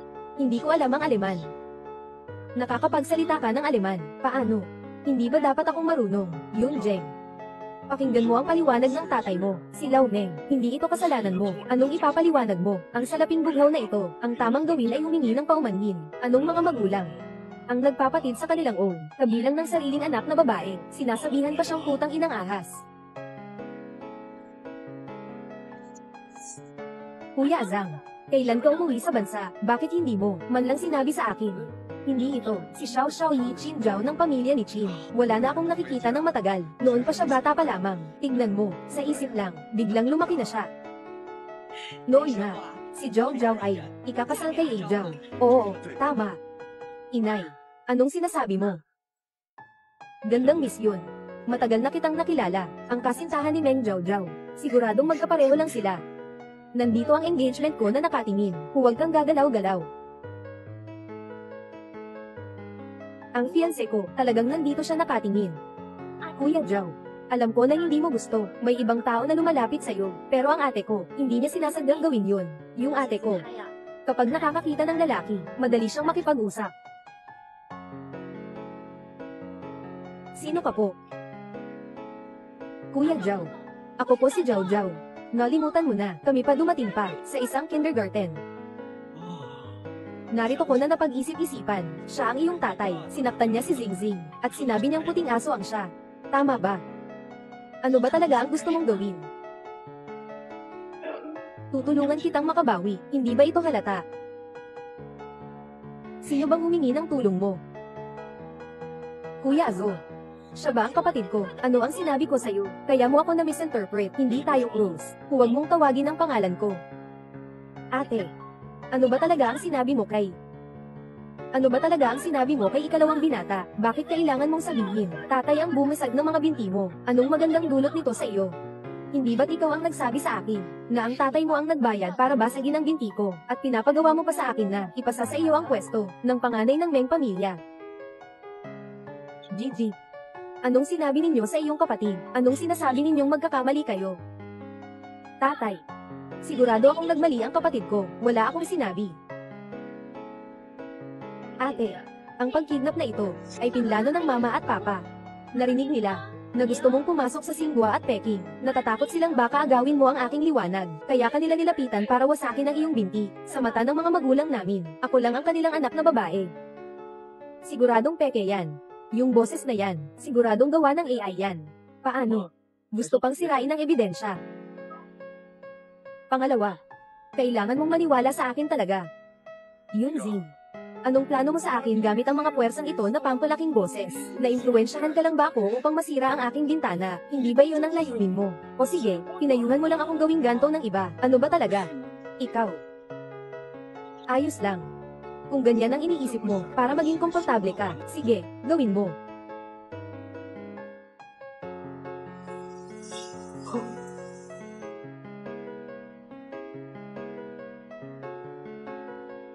Ikaw. Bakit kayo nandito? Ito ang tatlong mga manghuhold up sa akin. Dapat kakilala ni Mr. Meng. Yunji. Ang pinakamayaman ay magsasali sa investment conference. Hindi maganda tingnan ang mga cute na ito. Guardia, itigil ang mga ta. Ngayon, lahat kayo pala basen. Pagkatapos ng meeting, aayusin ko sila. Binibihag niyo ang anak kong babae. Ngayon ay nakakatakot ka pa rin lumabas. Asawa, hindi pwede itong mangyari ngayon. Huwag mong magdulot ng awa sa kanila. Kung manlalait sa anak ko, si Meng Weigu, papapatay ko kayo na walang lugar para pagtakasan. Naintindihan mo, para mapatay kayo at maitago ang katotohanan, Miss Meng. Siya ang nagsabi sa akin, na ay bibigay ka, sa kanya. Ayaw pa rin naming mamatay, kailangan mong tulungan kami, oo siya ang tumakas sa amin. Tama pang walang kaugnayan ito sa amin, siya. Kayo lang nang gagambala. Siya ang aking anak, paano ko siya sisilihin? Nanay, ayaw mo akong manatili sa tahanan ng Meng, kaya aalis na ako. Bakit mo ako pinaparatang ng ganyan? Yunjing, walang kahit isang katotohanan sa mga sinasabi ng mga taong ito. Huwag mo paniwalaan ang sinasabi nila. Ikaw, kayo lang ang nagmumulang walang basis. Mayroon akong batayan kayo. Naipinasa ko na sa pulis. Naipasa ko na sa pulis. Kayo, walang gamitin kayong pagsalungat. Nakahanda kang mag-iwan ng ebidensya. Mukhang sawa ka na sa buhay. Kaya, inaamin mo na ikaw ang nagpakidnap sa akin. Kahit ang tigre ay hindi kumakain ng sarili niyang anak, si Ginoong Meng ay nag-hire ng tao upang putulin ang mga binti ng kanyang sariling anak na babae. Talagang hindi ko inaasahan ito. Tunay na naghanap si Lao Meng ng tao para putulin ang hita ng sariling anak na babae. Paano niya nagawang maging ganun kalupit? Saktan ang sariling anak na babae. Wala. Sila ang mga dahilan. Sila ang nagsinungaling sa akin. Sinasabi nila, sino ang nagpadala sa inyo dito? Ako. Paano? Gusto pa rin ba ninyong pumatay para itago ito? Hindi po. Ang mga taong ito ay parurusahan. Dalhin sila. Yunjing. Makinig ka sa paliwanag ng papa para sa iyong inang ina paglingkod na makakuha ng unang pwesto sa pagsusuri ng sining. Nag-hire ng mga may sala para putulin ang aking binti at bumili ng doktor. Sadyang pinabagsak ang operasyon. Gumawa ka ng napakaraming masasamang bagay. Ano pa ang gusto mong ipaliwanag? Ate. May dahilan din si Papa. Wala kang karapatang magsalita dito. Tama na. Kung hindi ka lang palaging nananakit kay Jiao Jiao, anong nangyari? Lagi kang nakikipag-agawan kay Jiao Jiao. Kailangan ko bang gawin ito? Kaya, nagpadala ka ng tao para sugurin ako, tapos ako pa ang sinisisi. Ikaw ang may kasalanan. Hindi ko karaniwang pinapagalaw, kahit isang daliri ni Jiao Jiao. Ikaw naman, hindi lang kinuha ang kanyang pwesto, pinaano mo pa siya. Agad na humingi ng tawad sa kapatid mo. Sinira niyo ang isang binti ko. Para akong nakabayad na, sa kabutihang ipinagkaloob ninyo sa akin, mula ngayon. Sa inyo, ang pamilya Meng, wala nang ugnayan pa. Sa kinabukasan, kami ang iyong mga magulang. Talaga bang nais mong putulin ang ugnayan sa amin, mga magulang na katulad ninyo na handang saktan ang kanilang sariling anak para sa ibang anak? Mas mabuti pang hindi na, tama. Hindi kayo karapat-dapat na maging mga magulang niya. Gawin mo ang nais mong gawin. Huwag mag-alinlangan. Sige na. Hanggang dito na lang. Hindi ka naman ba maayos ngayon? Ano pa ang gulo mo? Pinutol mo na ang relasyon natin. Umalis ka sa pamilya Meng. Hindi ka na makakasurvive. Kailangan mo nang umasa sa mga lalaki para sa kabuhayan. Ipagbigay alam sa legal department ng grupo. Pupunta tayo sa pagpupulong sa pagpapakilala. May nagsasalita ng walang katotohanan dito. Ipauwi sila sa kulungan. Ikalawang binata, ito ay usapin namin ng pamilya Meng. Hindi ito tungkol sa iyo, di ba? Sa usapin ni Jeng Jeng, ito ay tungkol sa akin. Kung magkasalita ka pa ng isang masama tungkol kay Jengjeng, pipilitin ko kayong magbayad ng mahal. Ikalawang binata, huwag kang maloko ng aking kapatid na babae. Ginawa ng kapatid ko na magpanggap bilang anak ng mayamang tao. Binili niya si Assistant Lee. Mayroon pa ring ugnayan. Parang merong hindi tamang relasyon sa pagitan nila. Linisin mo ang bibig mo. Ating Ginoo. Hindi mo pwedeng basta-basta Sir On. Ikalawang binibini. Nakita mo ba? Hanggang ngayon, si Assistant Lee ay nakikipagtago-taguan para sa aking kapatid. Ano ba talaga ang ibinigay sa iyo ng kapatid ko? Ano ang pabor na ibinigay niya? Ganito ka ba talaga katatag na nagsisinungaling ka para sa kanya? Jishi. Gusto mo bang saktan ako? Ikaw, ano? Ikalawang Ginoo, tignan mo siya. Bitawan mo ako, huwag kang gumalaw, tignan ko kung namumula na ang kamay mo. Ang ganyan na babae. Mamumugad ka ng kamay mo.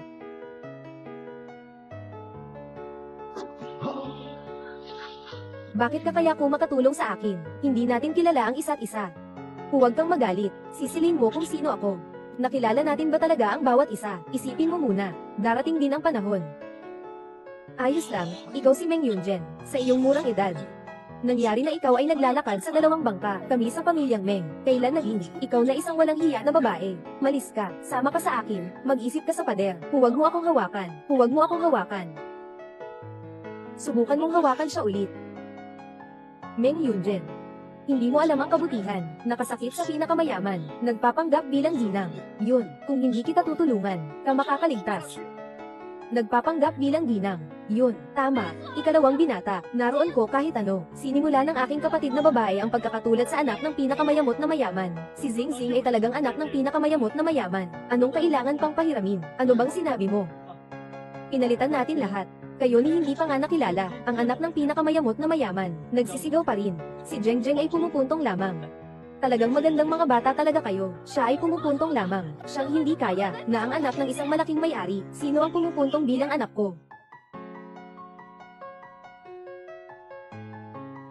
Sino ang nagpapanggap na anak ko? Ginoong yun. Lahat ng ito ay kasalanan ko sa hindi magandang pagdidisiplina, na nagdulot sa aking anak, nagpapanggap na si Ginang. Yun, huwag kang mag-alala, babantayan ko siyang mabuti. Bigyan ng paliwanag si Ginang. Yun, Ginang, yun, totoo bang ang kapatid ko? Hindi ito sinasadya, gusto lang niyang makuha ang atensyon ng nanay at tatay ko. Pakiusap, patawarin niyo siya, patawarin niyo kami. Sobrang ilusyon. Bakit ka pa nakatunganga dyan? Hindi ka pa ba humihingi ng tawad kay Ginoo yun? Mag-sorry ka ng maayos. Ang tatay mo ang gagawa ng paraan para humingi ng tawad sa mayaman. Tatay, andito ka na. Totoo ba ito? Totoong ganito nga. Mahal kong anak na babae, nagugulat ka. Atay, anak. Yun Zing, dito ka lang pumunta ang iyong ama, mali kang nakilala ang tao. Sinabi ko na nga, hindi na ako konektado kay Meng Jia, sa kanya. Ano? Ate, kahit na magpanggap kang miss yun, hindi mo naman dapat gawin yun sa harap ni General yun, di ba, pangungopya? Hula mo, bago ako bumalik sa pamilya Meng, anong apelyido? Yun lang Yunjeng. Ay yun ang pinakamayamang tao sa Yuncheng. Ikaw ay, anak ng pinakamayaman. Sinasabi ko sa inyo, bobo kayo, hindi pa rin kayo naniniwala, hindi pala alam, ang sariling anak na babae niya, bilang ang pamangkin ng mayamang tao sa Cloud City. Anak, tingnan mo itong mga tao, paano sila haharapin? Yunjeng, ikaw ang anak ng mayaman, bakit hindi mo ako nauna sinabing, Yunjeng pakiusap, tulungan mo si Meng sa tulong ng pinakamayaman, malapit nang mabankrupt ang pamilya Meng. Hulaan mo, nabankrupt ang pamilya Meng, sino ang nagplano nito? Anong sinabi mo? Ikaw ba ang naglabas ng pahayag tungkol sa pag-boycott sa Yuan Yang? Naging sanhi ba ito ng pagkabangkarote ng kumpanya, Yunzi? Hindi kailanman nag-isip ang tatay mo at ako, nasaktan ka. Ang kumpanya ay pundasyon natin. Kapag sinira mo ito, hindi ba't itinutulak mo kami? Walang plano silang mapahirapan ako. Sino ang Iris sa aking binti? Sino ang doktor na binayaran nila? Nais ninyong mabigyan ako ng walang pag-asa sa buong buhay. Ngayon, sinasabi ninyo lang na walang plano kayang mapahirapan ako. Sila lang ay magkakalat ng pera. Tingin nyo na lang, mura na kayo, sa ginawa nyo sa anak ko, mga bagay na ginawa.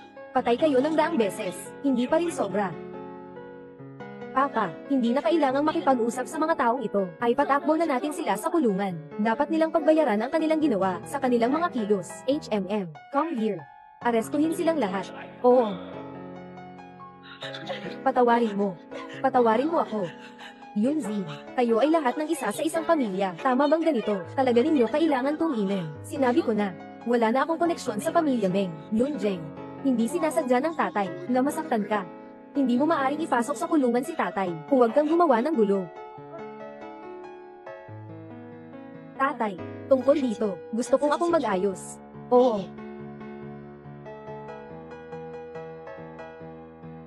Tunay na nagkamali ako. Yunzi, alam ko, hindi ka magpapabaya sa tatay mo. Yung mga nakaraan, hayaan na natin na makalimutan na. Nangako ang tatay mo. Anong gusto mo magpasya? Dad, ibibigay ko sa iyo. Nagkamali ako dahil hindi dapat. Pinaniniwalaan ninyo ako. Isinasaalang-alang ko. Ipinagbili ng amain ang akin. Sa mga taong nanlulugaw. Nagsisisi akong bumalik sa bahay ng Meng kasama ka. Yunzi, pakinggan mo ang paliwanag ng tatay. Uulitin ko, hindi ka naman aking tatay. Pero, dahil sa natitirang dugo at laman natin, maaari kong mabait na ibigay sa iyo ang anak mo. Papapasukin kita para samahan ka. Ayaw kong makulong. Meng Yunjen, ikaw ay sa akin magpakailanman, natali sa laban. Kahit gaano ka pa man magsikap, kahit gaano ka pa man makipaglaban, ang iyong tunay na magulang, ay hindi kailanman maniniwala sa iyo. Alam mo ba? Basta akong gawin, na pinagpaboran mo. Sila ay palaging susundin, dito sa aking bahagi. Huwag kang mag-isip na makikipaglaban ako, Zhao Jiao. Anong sinasabi mo? Tatay, paalisan mo na sila sa akin. Dati, ikaw ang pinakamahal sa akin, di ba? Hindi ba't kailangan ko lang sabihin? Si Meng Yunjen, inaapi ako. Dapat ay gagawin mo iyon nang walang kondisyon. Iniingatan mo ako. Nangyayari pala lagi kang nagsisinungaling sa akin. Bakit mo ginawa yan? Hindi ba sinabi mo na ako lang ang anak ni Meng, ang tanging anak na babae? Pero inibig mo pa ang iyong tunay na anak na babae, na ibinalik mo. Hindi ko siya bibitayin. Paano ako makakatayo sa bahay na ito? Talagang bulag ako. Naniwala sa'yo, na nagdala sa akin para putulin ang paa ng anak ko. Sobrang mabuti kami sa'yo ng tatay mo, at ikaw ay naglakas loob na mag-akusa sa anak natin. Nagawa mo ba ito na may konsensya? Sina ang nagputol ng kanyang paa. Ako ba ang pumilit? Kung may dapat sisihin, di ba, kayo rin ang may pagkiling. Lahat ng magagandang bagay, ibinibigay sa akin, para lamang ipagtanggol ang inyong sinasabing magandang reputasyon bilang mga magulang. Ikaw. Ngayon, ako pa ang sinisisi. Hindi nakapagtataka na si Meng Yunjen ay ayaw makilala kayong lahat, tulad ng mga taong makasarili tulad ninyo, na iniisip lang ang sarili, hindi talaga karapat dapat na maging magulang. Yunjen. Mali si Papa. Alam din ni Mama na mali siya. Tanggapin ni Papa yon. Sana hindi na natin gawin yan. Ang kasinungalingan ng batang babae na yon. Patawarin mo si Papa. Patawarin mo si Papa. Ha, ngayon lang napagtanto kong mayroon kang mali, hindi na kaya. Pinapalit ninyo ang mas mahina para sa mas magandang produkto. Nahaharap sa akusasyon ng panlilinlang, pagsasabuatan ng mga bandido para sadyang makasakit, pati na ang pagbabayad sa mga doktor upang manipulahin ang operasyon. Nais na hindi na ako makatayo sa buong buhay ko. Hintayin nyo lang, ang haharapin nyo ay hindi bababa sa 10 taon sa bilang ng pagkakalbo. Saan masama kung 10 taon ay sapat na? Hindi kayo lang nagkalat tungkol sa inyong anak, pinapabayaan ang mga maniningil, ginuguluhin ang mga lalaki, sa palagay ko. Sa buong buhay ninyo, huwag ninyong muling ipaglaban ang tao. Yunzi, patawarin mo na ang mga magulang mo. Wala na akong magulang, nagkamali ka ng tao. Yunzi, patawarin mo na ang tatay. Hindi na muling gagawin ni tatay. Bitawan na. Tinatayang kung may silbi ito, bakit pa kailangang mag-inspeksyon? Ipadala sila sa bilangguan. Lahat ng ito ay dahil sa'yo, masamang bata. Kung hindi dahil sa'yo na nag-uudyok, paano ako nag-interrupt ng boses ng anak ko? Paano siya naghiwalay sa akin? Ginawa ko siyang mabuti. Bakit kailangan ko mag-separate kay Cloud Zong? Bakit? Gamitin. Bitawan mo ako, umalis. Yunjeng. Yunjeng. Mga Ginoo, ang pulong sa pag-aanyaya ngayon ay dito nagtatapos. Pwede nang umalis ang lahat. Matutuwa ka. Hahanapan ko ng pinakamagaling na abogado para bayaran nila ang nararapat na kaparusahan. Walang kailangan ng abogado, pero salamat sa nangyari kanina. Talagang salamat. Kung sakaling kailanganin kita sa hinaharap, pwede ka nang humingi. Tama na yon. Nakikita ko, hindi na kailangan kong ipakilala kayo, Tito Clown. Magandang araw. Kayo pala kilala. Siya si Adrian. Sabi ko na sa'yo dati tungkol sa kanya, ang iyong fiancé na bagong uuwi sa bansa. Bakit mo nakakalimutan lahat? Ano? Siya ang aking fiancé. Kamusta? Ang aking kasintahang hindi pa kasal. Pakisuyo, tulungan mo ako. Hindi mo na kailangang maging ganoon ka-formal. Hindi ko rin naman naisip na maging iyong kasintahan. Ano? Sinisiraan mo ba ako? Bakit hindi ka sumisigaw ng malakas? Lumayo ka sa akin. Hindi ko akalain na magiging ang iyong fiancé. Mukhang pinapaboran na ninyo ang kasalang ito. Nagkasundo na kayong lahat. Sang-ayon ako. Sang-ayon ako.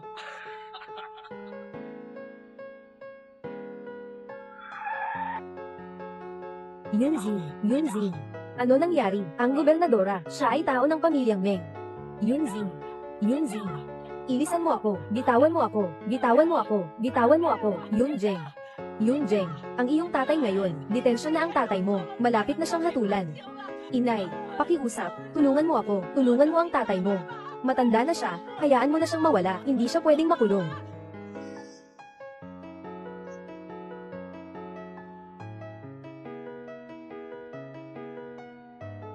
Bakit siya na naman?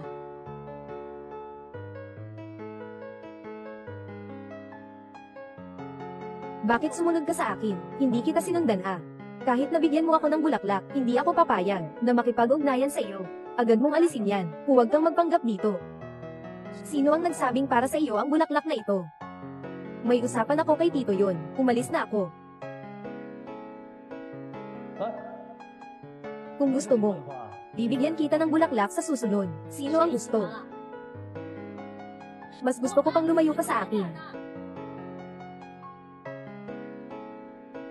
Papa.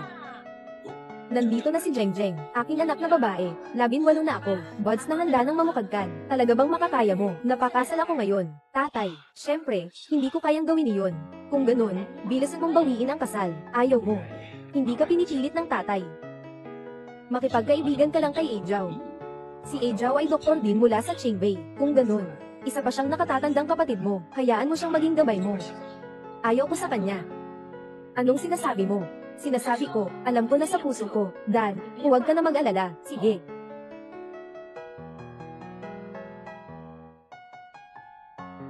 Qingjao, sabi ng tatay ko, ang kasunduan sa kasal ay kanselado na. Huwag na kayong magbalik sa akin pa. Tiyuri, gusto kong lumabas ng mag-isa. Tama, ipaalam sa gwardya. Simula ngayon, huwag nang papasukin si Qingjao. Kahit isang hakbang sa kumpanya, kapag nakita siya, itapon siya agad palabas. Oo. Ang lakas ng asawa mo pala.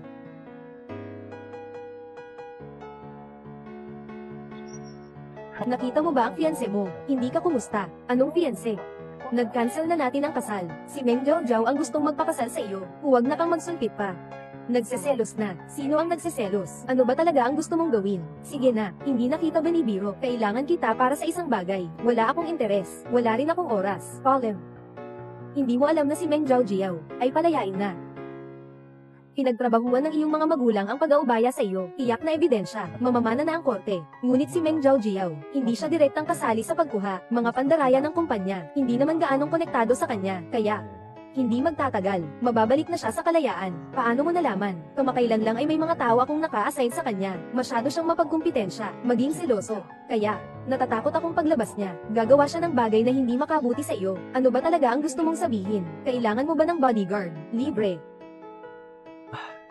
Huwag mo na magmadaling tumanggi. Ikaw ang anak ng pinakamayamang tao. Kahit tumanggi ka sa aking kasal, may ibang tao pa rin na maghahanap sa iyo para magpakasal. Mas mabuti. Gamitin mo muna ako bilang panakip butas, para masabi mong hindi ka tatanggap sa mga masamang balak. Nakikita ko na ikaw ang may masamang balak. Lumalaki ang iyong galit. Hindi na katulad ng bata ka, na napaka-cute. Noong bata. Paano? Nakalimutan mo na. Nakatira ka sa bahay namin noong bata ka, kapatid na Zaog sa tabi. Noong bata ka, hindi mo masabi si Zanggej. Tinawag mo akong Zao. Paano? Totally nakalimutan mo na ako. Pero naaalala ko, noon, hindi ka naman mataba. Ngayon, maganda ang panahon Ito ay magandang araw para kay Zhang Zhang, na maging bodyguard. Yung Zhang. Bakit ka nandito? Yun Jeng, isipin mo na lang na nagmamakaawa ako sa'yo, pakawalan mo na ang tatay mo. Nakakaluhod na ako para sa'yo, basta't pakawalan mo siya, ano man ang ipagawa mo sa akin, handa akong gawin. Ang kapal ng mukha mo, maaari nang mag-apply ng patent, ganito na talaga, may mukha ka pang humingi kay Jeng Jeng. Bitawan mo na ang taong yan. Sige na, huwag ka nang makipag-usap sa kanya, Terror na, Meng Yunjen. Atin akong ipinanganak ng magulang natin, kahit na para lang sa pagbibigay ng biyaya ng pagkatao, dapat mong patawarin siya, ang biyaya ng pagkatao. Pinanganak kayo ako. Iniwan ako, at halos isinira ko rin ang sarili ko. Anong klase ng biyaya ng pagkatao ito? Sinasabi mong makapal ang mukha mo, akala mo ay papuri iyon. Palagi mong binabanggit ang utang na loob, para sa ampon ninyong iyon. Sinira ninyo ang mga binti ni Yunjeng. Anong pagkakamali ni Zhang Zheng? Dahil sa inyo lang, anak na babae ng Meng pamilya, dapat ba siyang magdusa sa lahat ng ito? Talagang hindi namin sinadya ito. Yung si Jeng Jeng, sinabi ko sa iyo, hindi sinasadya ng iyong lalaki. Kung may dapat sisihin, sisihin mo ang iyong lalaki na maraming kasalanan. Sa hinaharap, huwag nang humingi ng tulong kay Jeng Jeng. Sa katunayan, dati rin naman kayo, hindi nag-isip na palampasin si Jeng Jeng. Ngayon, wala na akong karapatan na humingi ng tawad kay Jeng Jeng. Tao. Paalisin siya. Opo. Jeng Jeng. Jeng Jeng. Jeng Jeng.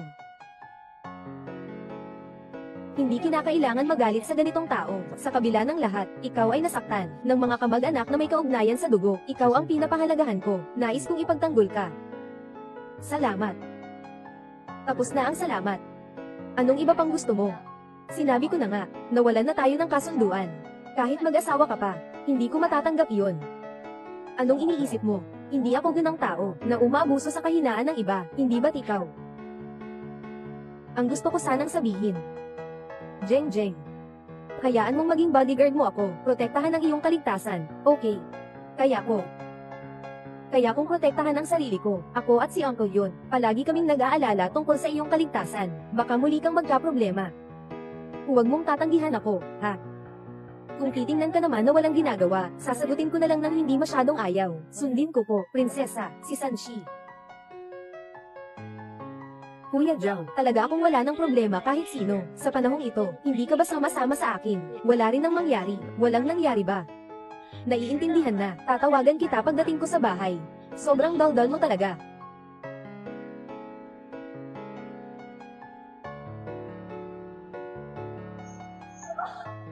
Meng Yunjeng. Sa wakas nahuli din kita. Meng Zhao Zhao. Bakit? Naghahanap ka ng pagkakataon na makita ako. Sini-arch ko talaga siya para makita kita. Mahal na mahal kita, Meng Zhao Jiao. Pakipot ka lang. Ang ginagawa mo ay illegal. Bababa ka ba sa bilangguan? Bilangguan? Bakit? Tapos ang iyong biological na mga magulang mo, ikinulong. At pagkatapos ay kasama ang iyong amang ampon. Nagsasaya at masarap ang buhay. Pati si Kuya Zhao. Nasa panig mo rin. At nais pa nga na pakasalan ka. At ako. Wala na akong pamilya. Hindi makapasok sa kolehiyo, kahit ang maghanap ng trabaho. Bakit ikaw meron lahat? Samantalang ako ay wala, bakit nga? Sige, maghinay-hinay ka, may sasabihin tayo ng maayos. Huwag kang gumalaw, kung gagalaw ka, papatayin kita. Sige, hindi ako gagalaw. Huwag kang gumalaw. Huwag mag-ingay at baka magalit ang ahas. Lalakihan ko muna ang daan. Hawakan si Meng Zhao Zhao. Gumawa kayo ng desisyon batay sa sitwasyon. Huwag niyong hayaang saktan siya si Jeng Jeng. Naiintindihan. Okay. Hindi ako gagalaw. Mag-relax ka lang. Hindi ako makapag-relax. Dahil hindi ko kayang talunin ka, sumama ka sa akin. Pumunta tayo sa impyerno.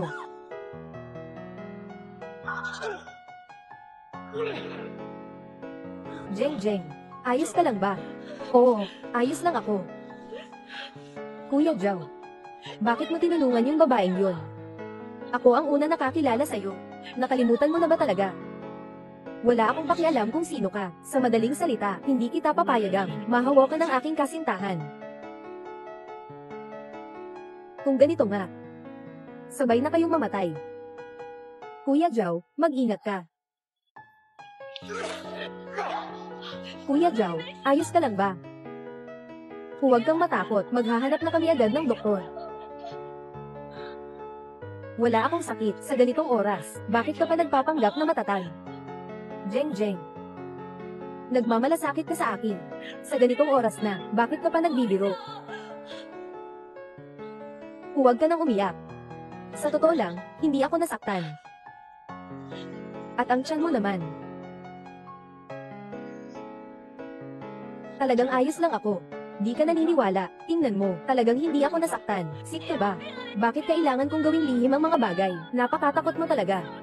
Sige na, sige na, sige na, huwag kang umiyak na. Ipapangako ko sa iyo, hindi na akong maglalatok sa iyo. Sino ba ang gustong magkaroon ng hinaharap kasama ka? Sa hinaharap, gusto kong mag-aral sa kolehiyo. Gusto ko rin makahanap ng magandang trabaho. Gusto ko pang makasayaw sa mas malaking entablado. Sino ka? Dahil tayo ay may mga pangarap na gustong gawin. Kaya't gawin lang natin yon. Nandyan ako para sa'yo. Sino ba ang humiling sa'yo? Bitawan mo ako, Meng Yunjen. Gusto kitang patayin. Sa totoo lang, gusto kitang tanungin, bakit ka ba laging umaaway sa akin, dahil inagaw mo ang lahat sa akin?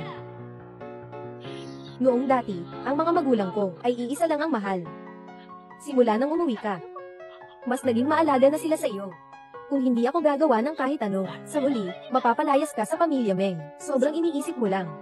Talaga, palagi akong nagpapasalamat sa mga taong wala ako.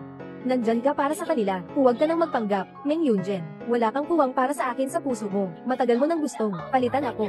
Kung ayaw mong maniwala, okay lang. Ngunit ngayon ay maayos na. Maaari ka nang pumunta sa kulungan, kasama ang mga magulang mo. Sa tingin ko ay, gusto ka rin nilang makita. Dalhin siya pababa. Hayaan siyang makulong ng matagal. Oo. Bitawan mo ako. Magtiwala ka. Sa pagkakataong ito, hindi ko na palalampasin si Meng Jiaojiao. Kaya, karta ng karanasan ng bodyguard ni Jiaoge, nagtapos na. Hindi mo na kailangang sumunod sa akin. Paulang Jiaoge. O hindi. Hindi na magkikita. Sandali lang. Dapat sana ay ibigay ko ito. Ang invitation ng pambansang teatro ay para sa iyo. Tunay na hindi na kailangan mo. Nakuha mo na ang invitation ng pambansang teatro. Ipakita mo na sa akin. Hindi na iyan ang nakaraan. Ipakinabangan mo.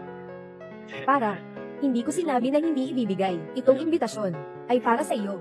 Wala rin namang silbi kung hawakan ko ito. Imbitahan mo akong sumayaw. Meng Yunjen, kaibigan, sa katapusan ng linggong ito, ikaw ay magtatanghal. Entablado ng pambansang teatro. Masaya ka ba? Totoo ba ito? Ito ang pangarap ko mula pa noon. Nangyari ang aking pangarap. Salamat sa iyo. Talagang masaya ako. Sige, sige, sige, sige na. Magbigay ka ng pagkakataon para maalagaan ako. Dahil mayroon pa akong ilang bagay na maituturing. Patawarin mo ako. Ibig mong sabihin ay bigyan mo ako ng pagkakataon na mahalin kita. Ito ay depende sa iyong pagganap. Oo, ang amo yakin kong sinusunod. Ginang. Sa lubong naman ang susunod na tagalikha, si Meng Yunjeng, ay magdadala ng sayaw. Bagong simula.